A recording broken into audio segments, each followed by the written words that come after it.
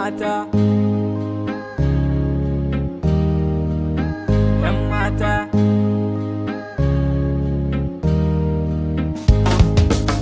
Kin ga yau so ne ya sami na akan ginai zurfin ciki, gashi ba hanyar da za ni gane ki bare in sanar miki.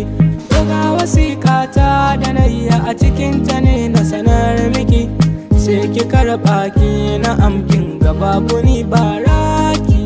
Tunda so shi ne sila kuma shi ya zama da farki.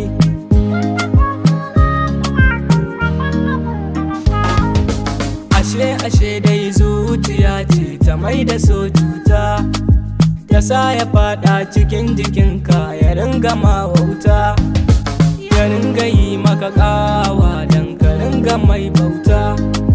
Gashi kwashi ba a ganin sa bare ka siffanta shi da abin da rai ke ayyanawa domin ka mai keta.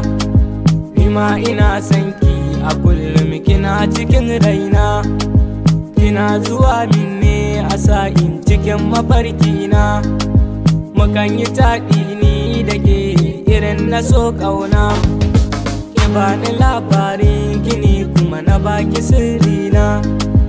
Idan na farka sai in ganki a cikin idanuna, ina dishashewa idanu suna ta ban kwana. An ce ba a siyan shi so, ni zuciyata ta siya akan farashin gimbiya ta, kukanta ta iya kwalliya. Daban tukwici na domin ruhina ta sanyaya, shine nake sanki a kullum kina cikin raina.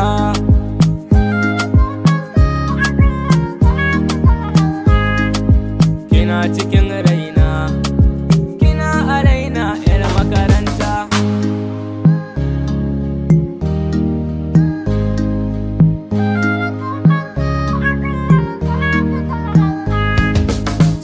Wasiyata na ƙarshe da yanzu zan furta, 'yan mata ki taimaka mini sai ki buɗe cikin wasiƙata.